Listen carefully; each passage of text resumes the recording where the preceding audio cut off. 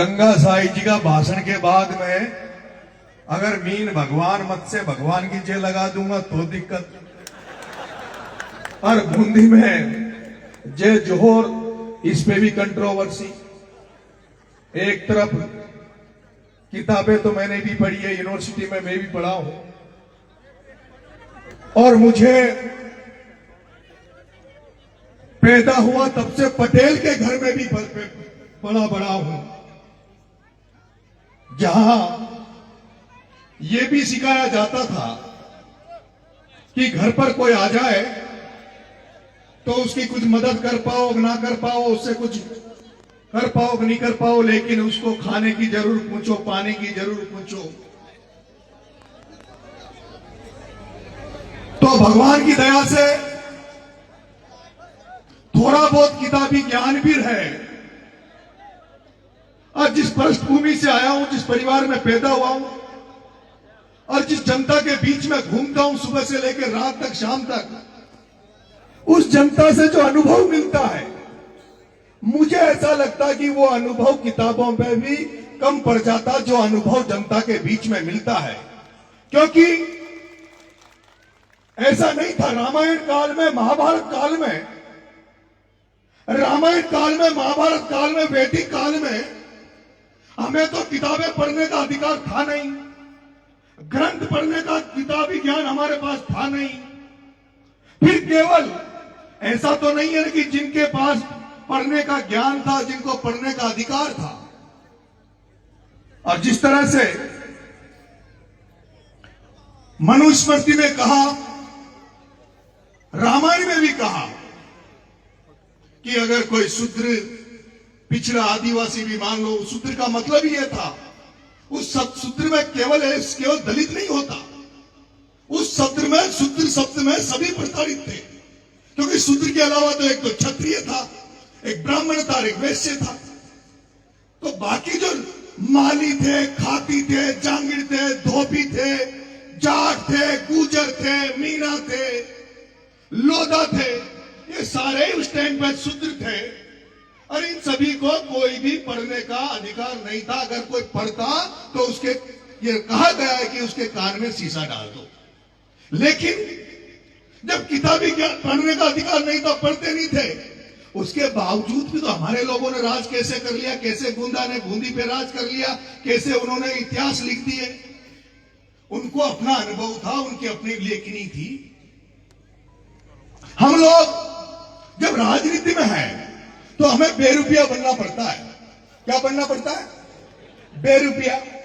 गंगा साई जी, सुबह जब मैं निकलता हूं, अगर किसी ने कहा कि साहब मारो जन्मदिन से मारा केक काटनो छे, तो पहली मां केक काटवा चल जाओ छे।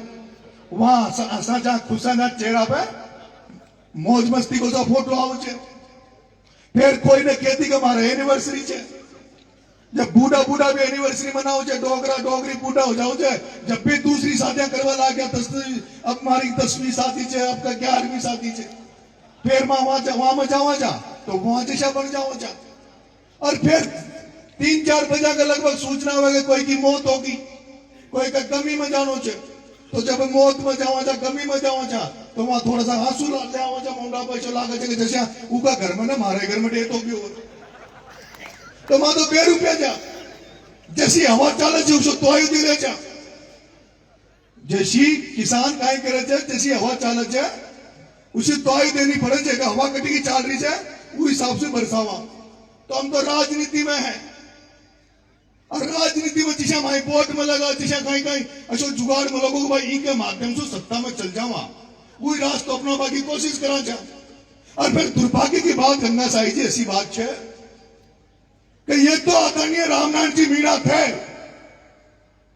ये तो आदरणीय रामनारायण जी मीणा थे, जिनको हड़ौत में बैठे सभी धन्ना सेठों ने, पूंजीपतियों ने, यहां के राजनीतिज्ञों ने, और राजस्थान की बैठी हुई राजनीति में भी जिनको रोकने के लिए शुरू से प्रयास हुआ, अंतिम समय तक उनको राजनीतिक हत्या करने के लिए प्रयास होते रहे। राजस्थान में कांग्रेस में बैठे हुए मुख्यमंत्रियों ने भी रामनारायण की राजनीतिक हत्या करने का प्रयास किया, लेकिन रामनारायण जी की सूझबूझ थी जो एक बीच रास्ते से जाके कहीं कहीं से टिकट लेके आ जाते थे, कोटा जैसी जनरल सीट पे सांसद बन जाते थे। ये इनकी सूझबूझ थी, ये इनकी सूझबूझ थी कि अशोक जी गहलोत साहब इनके खिलाफ रहे, फिर भी मदेरणा जी और उनको साथ लेकर किसान के नाम पर, किसान राजनीति के नाम पर ये जनरल सीटों पे बार बार चुनाव लड़े, बार बार जीते। लेकिन दुर्भाग्य था कि जिस हारोती में, और फिर अपनी संख्या उतनी कोई ना जितनी आपने सोचा था ना कि अपन उदयपुर बांसवाड़ा डूंगरपुर में चल जावा, तो वहां उदयपुर बांसवाड़ा डूंगरपुर में एक सीट पर लाख लाख सवा लाख आदिवासी है, एक एक सीट पर सवा लाख आदिवासी है। और जब राजपा पार्टी बनी और राजपा को जब हेलीकॉप्टर उड़ो ना, जब मातुमाई मुख्यमंत्री बन रहा, सपना में देखा जाएगा अब तो मुख्यमंत्री बनेगा, अपनी मुख्यमंत्री रहेगा, सारो राज अपने पास ही रहेगो। लेकिन काई हो आपने तो ना पूर्वी राजस्थान में, जहां टोडा भीम में, लालसोट में, आपका सपोटा में, राजगढ़ में, गंगापुर में, जहां एक विधानसभा में सवा लाख वोट है। कितना वोट है? सवा लाख। और फिर भी कहीं हो जहां सवा लाख वोट जा, पूरा ख्वाब देख लिया, सपना देख लिया कि मुख्यमंत्री बनवाना जा, फिर भी सीट आई 4। कितनी सीट आई? अब मां तो संघर्ष उस जगह कर रहा था। आदरणीय रामनाथ जी ने, हम लोगों ने तो संघर्ष वहां कर रहे हैं। अबारो मु अंत में चुनाव लड़वा गयो साहब, ये वोट कितना जा मीनान का? 35,000। कितना? अंत में जा 35,000। छबड़ा में चुनाव लड़वा गयो तो 32,000। अब 3.25 लाख मीनाओं के वोटों में अगर 35,000 32,000 वोट हो, और उनमें भी वोट दे बापरे ने कम जाने देना डरपच है, ना तो डरपच है खाई बूथ कैप्चिंग में पकड़ा गया, फर्जी वोट देता हुआ पकड़ा गया तो कोई छुड़ा वालों को है, क्योंकि राज ही दूसरा कुछ है। तो वहां में भी 35,000 में भी 85% तो वोटिंग हो जाए, और वहां में भी 5-7 हजार तो शहर रहते हैं। गल्ला ने अभी चांदना के पाचे डोल रहा, कोई धारीवाल के पाचे डोले थे, कोई वहां के लिए पार्टी पाचे है, वहां की माई बाप, वहां के लिए समाज पाचे है। वो नील लगा घनाश्याम डोलता थे क्या? मैंने नहीं, जहां के लिए समाज तो पाचक है, और वहां के लिए कांग्रेस और बीजेपी माई बाप है, वहां की माई बाप भी कांग्रेस बीजेपी है। तो माँ तो गंगा साई जी माँ की दुकान किसा चला रहे, जहां माँ तो भाया मारो मन जाने थे, माँ को मन जाने थे, किसा जुगाड़ तुगाड़ करे, जहां माँ तो कभी पायलट साहब की तारीफ करनी पड़े, कुंजल साहब की तारीफ करनी पड़े, थोड़ा सा गुजर समाज माई मदद कर देगो, धाकर समाज को लाल लेबा की कोशिश कर रहे हैं, थोड़ा सा धाकर समाज मदद कर देगो, प्रभुलाल जी सैनी कोई मारी समाज मदद कर देगो, सातु जात मदद करेगी, जबड़ी पार पड़ेगी। भाई सातु जात पार पड़ेगी। अब तू कह रहे जो मारा भाई मुंह बुराई कर दूंगा, पर ये मंच का मौसम मत कर, नहीं मारी सारी दुकान नहीं बंद हो जाओगी। मुंह तो देवड़ी उनियारा में चुनाव लड़ियो, छबड़ा में भी चुनाव लड़ियो, अंता में भी चुनाव लड़ियो। और मुझे जब चुनाव लड़वा गयो तो गांव में जब वोट मांगवा जाओ ना गंगा साई जी, तो थाने भी देखी होगी, जाता ही तो भाई साहब यो मीनान को मोल लो, चाहिए मीन भगवान का मंदिर पर ढोक देनी पड़ेगी। मना चालो भाई, फिर थोड़ा सा आगे गया तो ठीक है भाई, गुजर समाज को गांव ऊंचे मंदिर, देवनारायण भगवान को मंदिर, देवनारायण भगवान पर चलो तो वहां भी चल। मैंने इतना मंदिर ढोक लिया जितना आदमी ढोकते तो पूछे ज्यादा बोला जाता। और न जाऊं जट्टी मोहल्ला में न जाऊं, फिर भोमिया जी, ऊत महाराज, बेरू जी महाराज चुनाव में सारा ही आ जाओ, और सारी जगह धोखा देनी पड़े। लेकिन हमारा दुर्भाग्य है कि गंगा साई जी हमारी इतनी बड़ी तादाद होने के बाद भी, इतनी बड़ी हमारी संख्या होने के बाद भी, हम किसान कम्युनिटी को लड़ा कर इस हालत में वो लोग राज कर रहे हैं जिनके 5-5 वोट नहीं है, 5-5 वोट, वो हम पर राज कर रहे हैं, वो हम पर राज कर रहे हैं। अभी गंगा साई जी ने मेरे से कहा कि आपने जूते नहीं पहन रखे, आपने जूते नहीं पहन रखे, क्या विधानसभा में जाने के बाद जूते पहनोगे? मैं कह रहा हूं नरेश मीणा ने जूते, ये चप्पल केवल एमएलए बनने के लिए नहीं त्याग रखे। नरेश मीणा ने जूते चप्पल ये नरेश मीणा ने सांसद बनने के लिए नहीं त्याग रखे। नरेश मीणा ने दिन हालत के मीणाओं को सत्ता में भागीदारी दिलाने के लिए, इन पूंजीपतियों को, इन चोरों को यहां से निकालने के लिए नरेश मीणा ने यह त्याग रखा है। और मेरे भाइयों, मेरे प्यारे भाइयों, मेरे मीणा समाज के लोगों, आज मैं कहीं भी मंचों में जाता हूं, कई बार मंचों में बात होती है कि धार्मिक कार्यक्रम में धार्मिक बात करो, सामाजिक कार्यक्रम में सामाजिक बात करो, सामाजिक मंच पर राजनीतिक बात मत करो। मैं तुमसे यह कहना चाहता हूं कि क्यों बूंदा मीणा की बात कर रहे हो, क्यों आमेर के राजा की बात कर रहे हो? अरे वो राज कहां चले गए? और तुम अगर दोबारा से उन राज को लाना चाहते हो तो तुम्हारे पास क्या हथियार ये तो बताओ, तुम करोगे क्या ये तो बताओ। मेरे भाइयों, 2020 के पहले इसी हाड़ौती में 2020 के पहले गंगा साई जी हम फोन करते थे, सवाई माधोपुर करौली दोस्ती के लोग, हमारी हाड़ौती में तो अच्छी बड़ी बड़ी नौकरियां नहीं है। सवाई माधोपुर करौली दौसा के जो कोई थानादार बन के आ गया, तहसीलदार बन के आ गया, कोई एसडीएम बन के आ गया, हम फोन करते थे। मेरे अट्टू का एसडीएम था एक मीणा एसडीएम था, और मेरे मीणा हॉस्टल का लड़का, मैंने कहा है दिनेश मीणा, तू तो मेरा जूनियर है, मेरे हॉस्टल का लड़का है, कम से कम तू तो मेरे साथ अन्याय मत करे, समाज के साथ अन्याय मत करे। अगर वो दिनेश मीणा एसडीएम, अगर वो प्रमोद जैन भाई का गुलाम नहीं बनता, वो पानाचंद का गुलाम नहीं बनता, तो दिनेश झारखंड की हत्या 12 में नहीं होती, क्योंकि दिनेश झारखंड की जमीन को नाम वो एसडीएम करके आया। लेकिन उसका कारण है, मैं दिनेश को गलत नहीं मानता, उस एसडीएम को गलत नहीं मानता, या जो थानेदार लग रहे हैं, या जो पुलिस में नौकरियां कर रहे हैं, तहसीलों में नौकरियां कर रहे हैं, ये जो मास्टर अधिकारी कर्मचारी जिन्होंने ये कार्यक्रम किया है, हर कर्मचारी, हर जो मीणा समाज में पैदा हुआ है, मीणी की पेट से पैदा हुआ है, वो हर व्यक्ति ये चाहता है मैं मेरा समाज का भला करूं, मैं मेरे समाज के लिए काम करूं। लेकिन मुझे रोना आता है, दुख होता है जब मैं हाड़ौती को देखता हूं, तो जब थानेदार को फोन करता हूं, थानेदार इस मीणा समाज की मदद कर, तो थानेदार कहता है भाई साहब मैं मदद तो कर जाऊंगा, पर पिरला को, भाया को, धारीवाल को तोल पड़ता है, मैं बाढ़ मेरे पेक्सल में भेज देगा, वो मदद कर वो चाहूं छू। वो कहते हैं अधिकारी कर्मचारी, वो तहसीलदार कहता है अरे हमारे यहाँ तो मास्टर और सिपाही की छोटी छोटी नौकरियां हैं, और वो छोटी छोटी नौकरियों को जब किसी मास्टर को बाड़मेर जैसलमेर भेज दिया जाता है, किसी पटवारी को बाड़मेर जैसलमेर भेज दिया जाता है, तो उसके पूरे घर वाले बेचारे जिनकी रोजी रोटी उस एक पेट से चलती है, वो उन नेताओं के दरवाजे में गिड़गिड़ाते हैं, रोते हैं कि साहब मगाओ घरवाला को पाँचों ले आओ। और फिर रामनारायण जी की और फिर हमारे ये नेताओं की दम नहीं है। क्यों नहीं है दम? क्योंकि हमने इनको इतना कमजोर कर दिया, हमने नरेश मीणा को 3 बार हरा दिया जो हमारे लिए लड़ता। इसलिए मैं ये कह रहा हूं, मैं 4 धन्ना सेठों को, उन 4 पूंजीपतियों को, उनको राजनीति में रोकने के लिए मैं कह रहा हूं, जिस दिन ओम बिरला, प्रताप सिंह सिंघवी, धारीवाल और प्रमोद जैन भाया, इन चारों को विधानसभा लोकसभा में जाने से रोक दूंगा, उस दिन तुम्हारा बेटा चप्पल पहनेगा, उस दिन तुम्हारा बेटा अपने पैरों में चप्पल पहनेगा।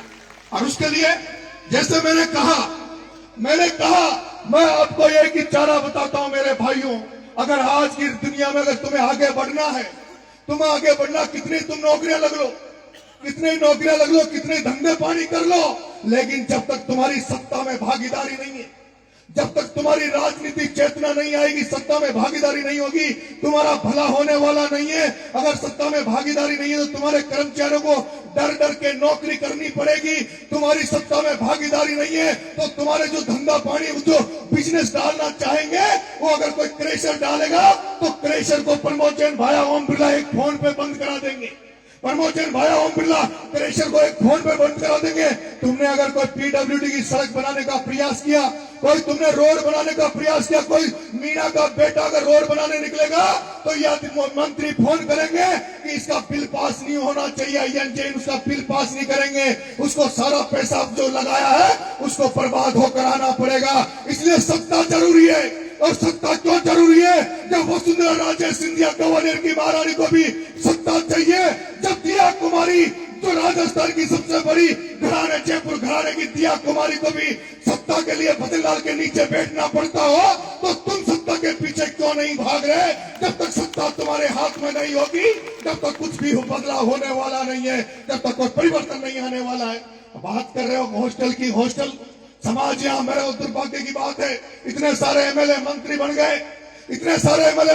गए, मुझे दुख होता। मैं कहता हूँ कि आज जयपुर में मीणा हॉस्टल बना, उस मीणा हॉस्टल भी मीणा ने चंदा उगा के बनाया।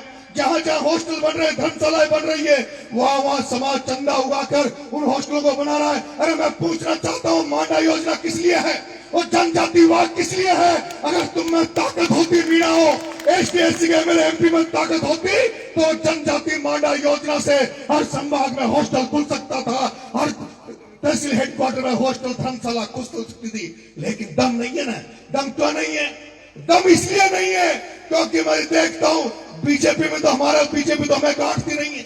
और मैं तो पहला आदमी हूं गंगा साई जिसने कहा 8 महीने जेल में रहने के बाद, 8 महीने जेल में रहने के बाद, 32 मुकदमे खाने के बाद, जिसके आगे बीजेपी थाली लेकर बैठी है, थाली लेकर। और बीजेपी कहती है, भजन लाल जी कहते हैं, पूरी बीजेपी कहती है, नरेश मीणा आजा, हम तुझे किरोड़ी लाल जी की जगह देना चाहते हैं। उनका 2 स्वार्थ सिद्ध हो रहे हैं, एक तो किरोड़ी लाल को निपटा देंगे नरेश मीणा को बुलाकर, और दूसरा जब नरेश मीणा आ जाएगा तो नरेश मीणा को भी हार्दिक पटेल की तरह बंद कर देंगे, इसकी भी दुकान बंद कर देंगे।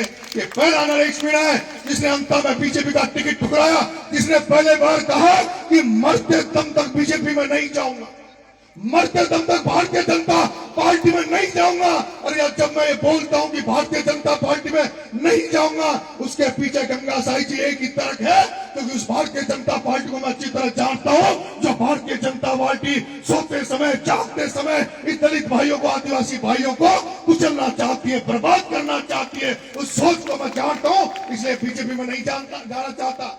लेकिन राजनीति में हूं तो कांग्रेस को देख रहा हूं, कांग्रेस को देख रहा हूं, उस कांग्रेस को, इस कांग्रेस में कोटा जैसी जनरल सीट पर एक सांसद रामनारायण मीणा के होने के बावजूद भी, 5-7 बार जनरल सीटों पर एमएलए होने के बावजूद भी, एक बार भी रामनारायण जी को वो ओहदा राजनीति में नहीं दिया कांग्रेस में जो रामनारायण जी को मिलना चाहिए था। जो शांति धारीवाल को मंत्री बन सकता है, प्रमोद जैन भाया मंत्री बन सकता है, जिनके 5 वोट नहीं उन जैनों के, जिन्होंने 5 वोट कांग्रेस को नहीं देते।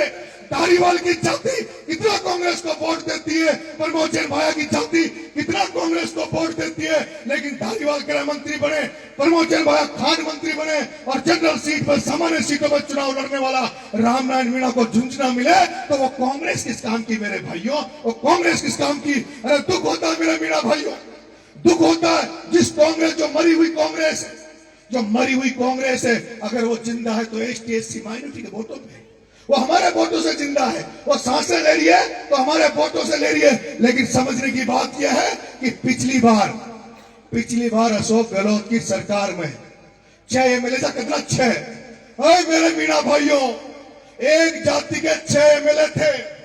तुम्हें नाम बता रहा हूं, प्रमोद जैन भाया जाति से बढ़िया था, जाति से बढ़िया था, कितना बढ़िया समाज कांग्रेस को वोट देता ये तुम देख लेना। वो प्रमोद जैन भाया जो जाति से बढ़िया था। फिर आ जाओ कोटा में शांति धारीवाल, वो जाति से बढ़िया था, वो शांति धारीवाल जाति से बढ़िया था। अरे फिर चले जाओ संयम लोढ़ा, वो संयम लोढ़ा जाति से बढ़िया था। उधर चले जाओ तो सुभाष गर्ग वो जाति से बढ़िया था। वो रोहित बोरा जो जाति से बढ़िया था, वो सुरेश मोदी जो जाति से बढ़िया था। अरे मेरे मीणा भाइयों, वोट तो 95% कांग्रेस को हम दें, लाखों की संख्या में दें, और जो बढ़िया समाज, जैन समाज कितना वोट कांग्रेस को देता है, उसके बावजूद भी टोटल कुल मिला के 6 एमएलए थे, 6 और 6 का 6 मंत्री थे, 6 के 6 कांग्रेस में मंत्री थे। और हमारे 33 मीणा एमएलए, 33 मीणा एमएलए में तो 3-4 मंत्री, और वो 6 बाणिया एमएलए जाते 6 का 6 मंत्री बनाए अशोक गहलोत। मेरे को दुख होता है इस बात का, मुझे दुख होता है। मैं चाहता था छपरा से चुनाव लड़ लिया, छपरा चुनाव लड़ा तो मैं जब जाता था नेताओं के पास, वो कहते थे कि नरेश छपरा टिकट दे देंगे, छपरा में तैयारी कर। मैं कहता था नहीं, मुझे तो देवली उनियारा में भी चाहिए, मुझे तो अंता में भी चाहिए, मुझे तो लालसोट में होगा तो वहां भी चाहिए, मुझे दौसा में होगा तो वहां भी चाहिए, मुझे राजगढ़ में होगा तो वहां भी चाहिए। वो पूछते थे तेरा जिला 12 है तो 12 महीने इधर उधर क्यों घूम रहा है। मैं पूछता हूं कि अशोक गहलोत घूम सकता है, पायलट साहब घूम सकते हैं, डोटासरा घूम सकता है, तो मीणा का बेटा राजस्थान की राजनीति में क्यों नहीं घूम सकता। राजस्थान की राजनीति में अरे जितने वोट तुम्हारे हैं, जितने वोट तुम्हारे हैं उतने वोट मेरे भी हैं, जितने वोट तुम्हारे हैं उतने ही वोट मेरे भी हैं। 13% संख्या हमारी राजस्थान में, 13% संख्या। लेकिन दुर्भाग्य की बात है जो लोग हमारे सांसद बने मीणाओं में, उन मीणाओं में जो सांसद बने वो भी दूसरे की तरी उठा रहे थे। उन्होंने कभी भी इतनी औकात नहीं किसी मीणा नेता की मैं देख रहा हूं जो खुद का टिकट दिला दे और बगल वाले का टिकट दिला दे। लेकिन तुम्हारे बेटे ने हिम्मत करी, तुम्हारे बेटे ने हिम्मत करी, 3 जगह चुनाव लड़ लिया।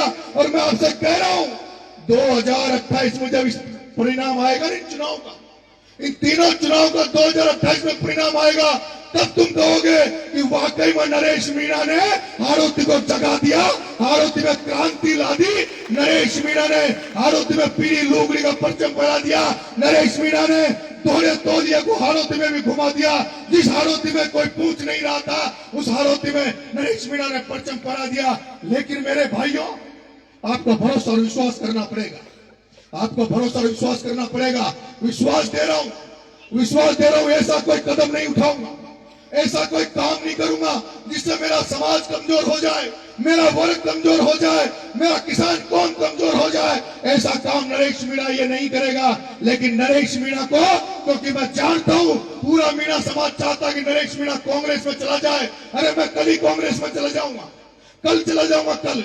लेकिन कल कम से कम राहुल गांधी बिठाकर मुझे बगल में ये तो कहे कि बता नरेश तेरे 8-10 टिकट कौन कौन से देने हैं, बता नरेश तेरे 8-10 टिकट कौन कौन से देने हैं।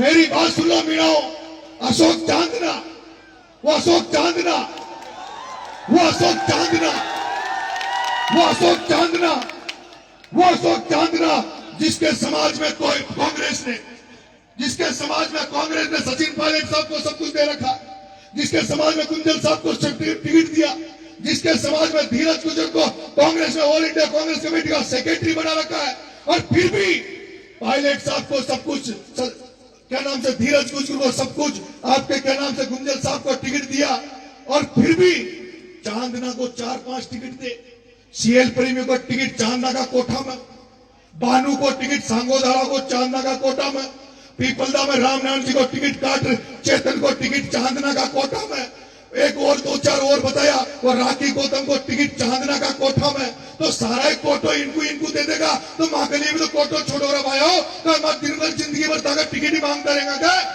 क्या हम तुम्हारे जिंदगी भर टिकट ही मांगते रहेंगे। इसलिए मैं कह रहा हूं, राजस्थान की राजनीति में सीख के आया हूं, छात्र राजनीति से सीख के आया हूं। राजनीतिक सब तरह का अनुभव नरेश मीणा के पास है, कमजोर मत मानना। 2028 में चौकड़ी घुमा दूंगा, चौकड़ी। अगर तुम्हारा साथ रहा ना तो चौकड़ी घुमा दूंगा। 2028 के अनुसार चर्चा चलने वाला की ना, पहली बार चर्चा चल रही है कांग्रेस में, तो बीजेपी में तो फिर भी चर्चा चल रही है कृष्ण विजय जैसे भी है। लेकिन डॉक्टर साहब कम से कम आदरणीय रामनारायण जी, उन्होंने एक काम पॉलिटिक्स में यह किया कि उन्होंने कम से कम 5-10 लोगों को बीजेपी में टिकट दिलवा देते हैं और उनकी दुकान चलती है। और बीजेपी को जब चुनाव हो जाए तो आधा 10-20-50 लोग तो टिकट मांग मारा डॉक्टर साहब का बंगला पे भी जाओ छे, 10-20 आदमी तो डॉक्टर साहब का बंगला पे भी जाओ छे। और आज राजस्थान यूनिवर्सिटी में चुनाव हो जावा दो, राजस्थान विश्वविद्यालय में चुनाव हो जाने दो। कोई भी जाति का व्यक्ति चुनाव लड़े, कोई भी वर्ग विशेष का व्यक्ति चुनाव लड़े, लेकिन नरेश मीणा के पास मदद मांगने जरूर आता है। मैं चाहता हूं तुम्हारा आशीर्वाद रहा, तो 2028 में राहुल गांधी हेरोगो को, नरेश खामलों को, ये न्याजो मुख्यमंत्री का सपना देख रहे थे ना, भाई ये जो नया मुख्यमंत्री का ख्वाब देख रहे थे, सपना देख रहे थे कि मैं मुख्यमंत्री बन जाऊंगा, अरे मुख्यमंत्री तो ये आदिवासी चाहोगा जो बनोगे, ये आदिवासी समाज, ये मीणा समाज चाहेगा तब मुख्यमंत्री बनेगा। अगर तुमने नाटक नौटंकी करने की जरूरत करी, कांग्रेस ने इधर उधर की समझने की कोशिश करी, तो ये मीणा समाज वही समाज है जिसने कांग्रेस को 21 पे ला दिया, 21 पे, कितना पे 21 पे ला दिया था। इसलिए मेरे भाइयों में बीएसएस बना रहा हूं, भगत सिंह सेना बना रहा हूं, इसके मेंबर बनना, सब लोग इससे जुड़ना।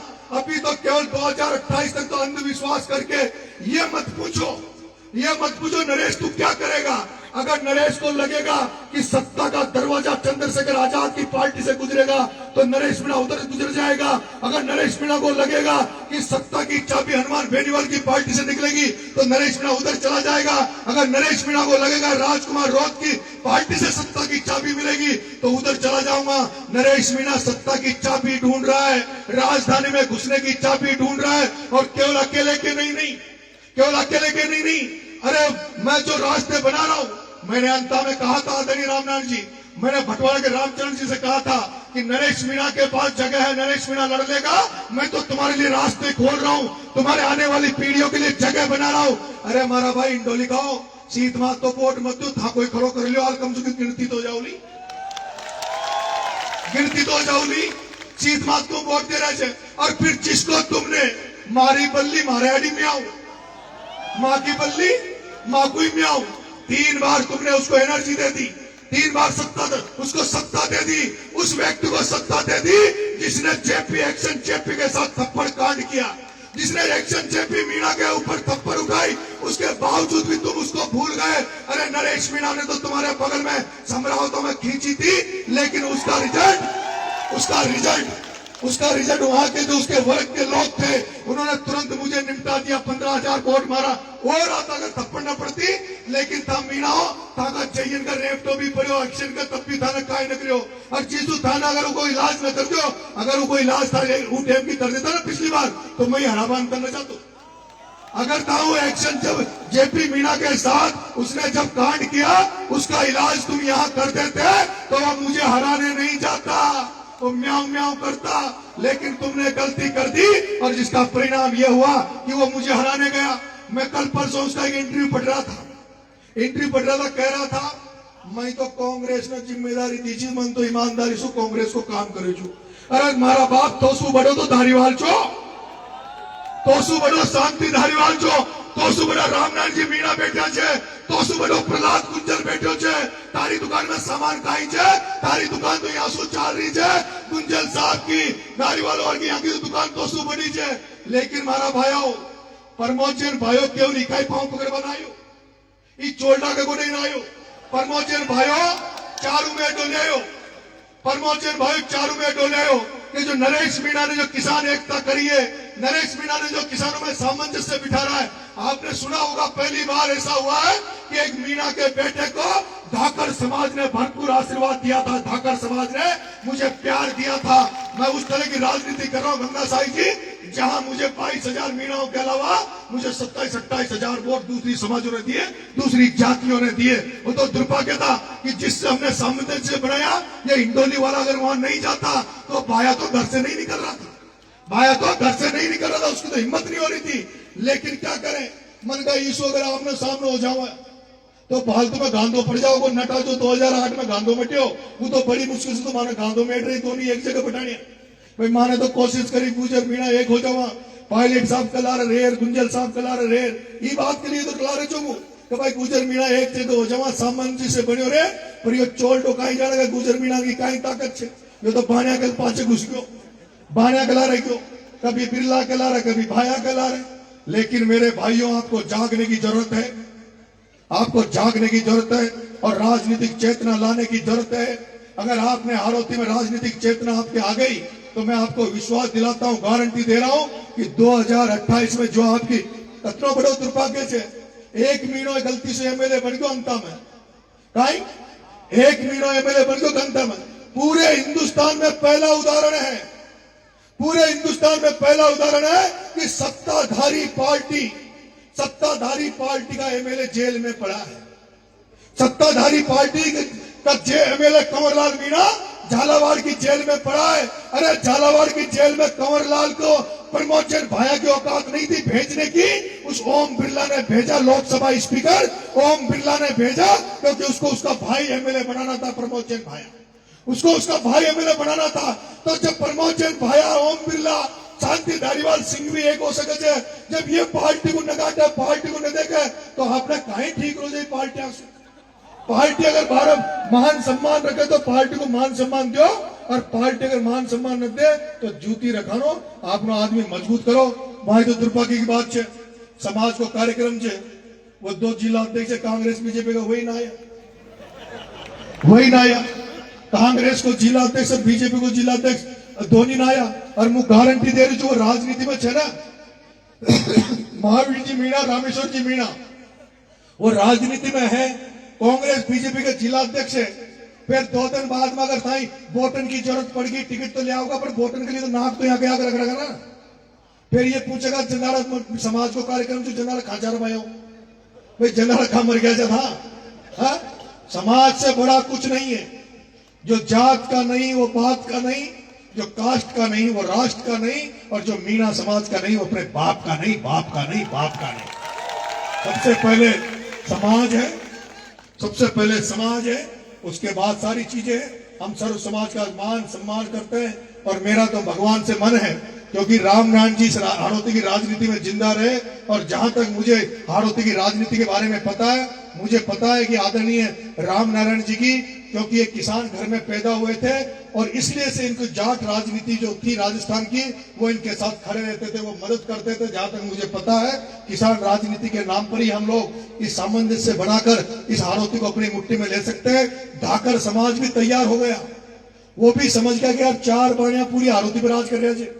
गुजर समाज भी समझ रहा है।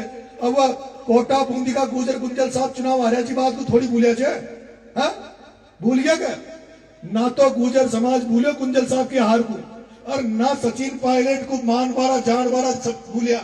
यही धारीवाल चुना जे सारा एमएलए को ले घर में बैठ गए और मुख्यमंत्री ने बनवा दिया गुजर को बैठो। इन सारी बातों को याद रखो, सामंजस्य बना के चलो, सर्व समावेशी बनो, सब लोगों के साथ लेके चलो और धीरे धीरे क्रांति आती है। आदरणीय गंगा साई जी, हम सब चाहते हैं आपके जो शब्द है वो हम अच्छी तरह जानते हैं, पर क्रांति धीरे धीरे आओ जाए। माँ कदर रोज ने भाया बुधवार मंगलवार के घर में व्रत रखाने से लुगाया और यहाँ सुखे दे रहा है व्रत मत रखानो तो बात टीचर को भगवान को न मान रही हो। मां समझाना जाए पर समय आओ, धीरे धीरे बदलाव आओ, पीढ़ी लुगड़ी आबा लागी, दोनों अंगोचो आबा लाग दो, समय लागोगे, सब आओगी, सब चीजें होगी। आप सबको बहुत बहुत धन्यवाद। राम राम साहब, मेरा आपसे निवेदन है, मैं आदरणीय रामनारायण जी यहाँ बैठे हैं, आदरणीय रामनारायण जी यहाँ बैठे हैं, मैं हमेशा जहां मिलते हैं मैं इनके पैर छूता हूँ, आशीर्वाद लेता हूँ।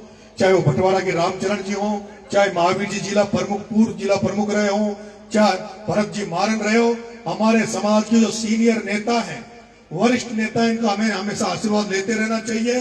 और ये काहे का भी भूखा कोई ना, हमारी बात सुन लो, रामनारायण जी महावीर जी ये जो पुराना आदमी है यहाँ को तो सम्मान चाहिए। अब मानो भाई अंकल जी थाने घोड़ी पर पटाड़ दे, अंकल जी की आज उम्र बढ़ गई, हम अंकल जी की उम्र बढ़ गई, यही सम्मान दो और यही सम्मान देगा तो ये अपन को ज्ञान देगा, अनुभव भी देगा, ज्ञान भी देगा। हमारा लखन भी सगा होगा भाई कुछ आगे बढ़ो तो ये अनुभव, इनको सीनियरों को सम्मान करो। मैं जो यहाँ पे जो हमारे कर्मचारी भाई है, मैंने पूरे राजस्थान में घूमता हूँ लेकिन ऐसी कर्मचारी यूनियन, ऐसी कर्मचारी संगठन मैंने कहीं नहीं देखा जो नैनवा में देखा है। आपने जिस तरह का कार्यक्रम ये किया, शोभा वाला कार्यक्रम, इसके लिए आप तारीफ के काबिल हो। हम आपको बहुत बहुत धन्यवाद देते हैं। आसाराम जी आपको भी बहुत बहुत धन्यवाद। मंच में विराजमान मनोज जी भाई साहब, चेतराम जी, आसाराम जी, हीरा बहन जी, आप तमाम लोगों को बहुत बहुत धन्यवाद। विष्णु जी भाई साहब आपको भी बहुत बहुत धन्यवाद। राम राम साहब, जय हिंद, जय भारत। सभी लोग रोटी ले, चाहो घर ने न बनाई कोई ने भी आज सभी